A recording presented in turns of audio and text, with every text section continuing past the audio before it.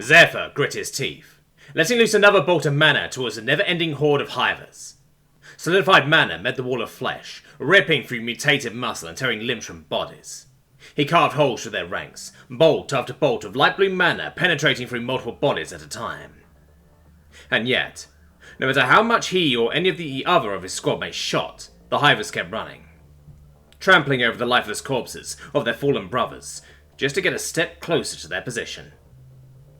800 meters. How long had it been? Zephyr couldn't tell anymore, his sense of time blurring a long time ago, the acrid stench of burnt powder and the metallic taste of blood in his tongue being the only things he could sense. A hand clasped around his shoulder, making him swivel around violently, his staff charged and pointed at his attacker. "Are you okay?" Zephyr sighed in relief. It was just his battle buddy, Joyce, a Terran Marine. "You're looking really pale." He wiped at the sweat beading up in his brow with his hand. I'm good," he managed to stutter out. Joyce gave him a nod and turned back towards the enemy as she reloaded her rifle, racking it and letting off a burst of lead towards the enemy, the bullets finding their targets as they dropped body after body. 700 meters. The actions of the Marine beside him lit a fire under him, bringing what was left of his energy to bear. He turned towards the advancing horde and unleashed a beam of pure energy from the tip of his staff, the shaft of mana cutting a line through the hivers as it swept across the battlefield. Swords of bodies were left charred, and countless numbers of hivers were left without limbs, but the advance never stopped, only slowed momentarily. He barely had any time to appreciate the destruction he caused before he started to stumble, a stream of blood flowing from his nose as his fur started to turn grey from mana deficiency. His vision started tunneling as his legs lost all strength, his staff falling to the ground gracelessly. 600 meters. The Marine who was beside him took notice and rushed to his aid, catching him before he hit the dirt. She yelled through her mic as she looked around, gesturing at another Marine to come help. "In a courseman up position, right the fuck now!" Zephyr was having a hard time focusing on his surroundings, his eyes glazed over as he struggled to stay awake. Joyce grasped his hands with her own. "Fucking stay with me! Didn't you die on me, you son of a bitch?" "I'm fine."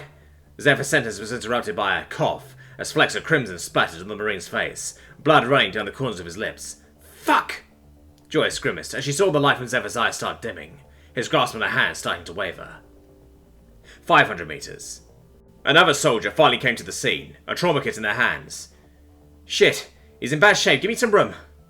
She gave the Corpsman a quick nod as she moved away, the Corpsman pulling out a pair of trauma shears from the kit, taking off Zephyr's vest and cutting his clothes off. As she gave him one more look, Joyce sprinted off to the other side of the position they were holding to another Marine, one with a radio on their back. She briefly relayed some instructions to the Marine and ran back to Zephyr's side, a look of concern painting her face. She leant down towards the Corpsman, whispering in his ear, "How bad is it?" He gave her a shake of his head.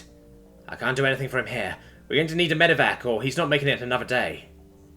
400 meters. The sounds of gunfire started to taper off, and the shouts of Marines requesting ammo coming shortly after. Joyce looked down at her own rifle, the bolt locked back and only empty magazines filling her pouches.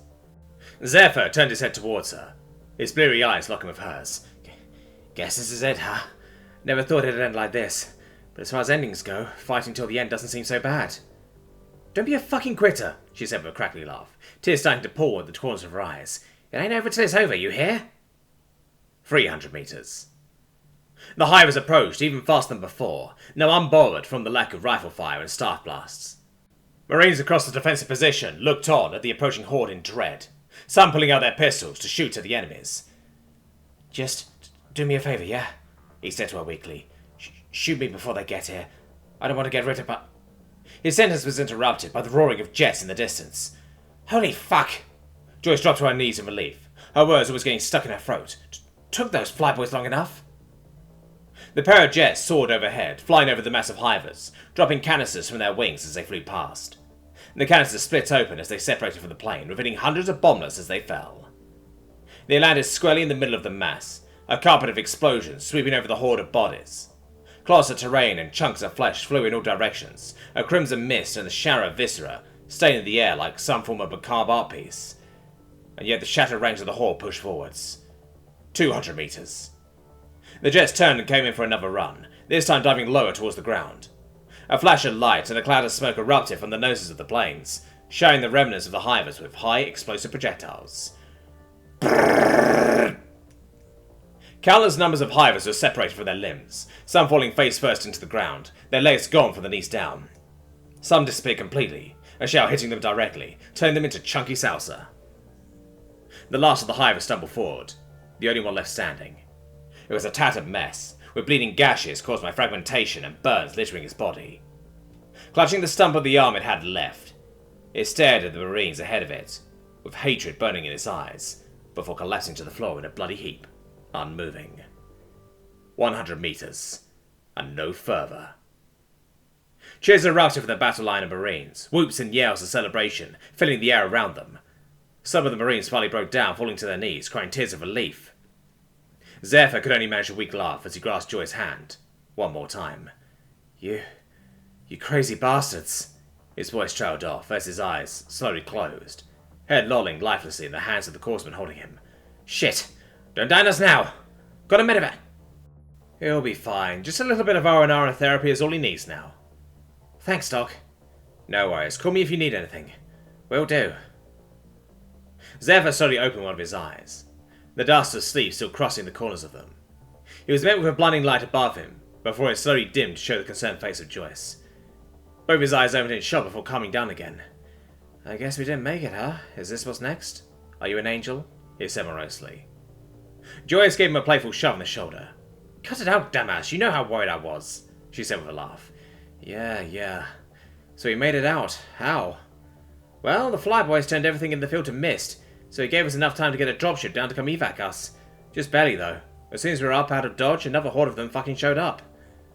You cut it a bit close. I'm not sure if I was hallucinating at the time, but I swear to the gods above, those explosions got a bit too close for comfort. Nothing like a bit of danger close to get your blood pumping, huh? You terrors are crazy, he said with a scoff. She gave him a soft smile. You betcha.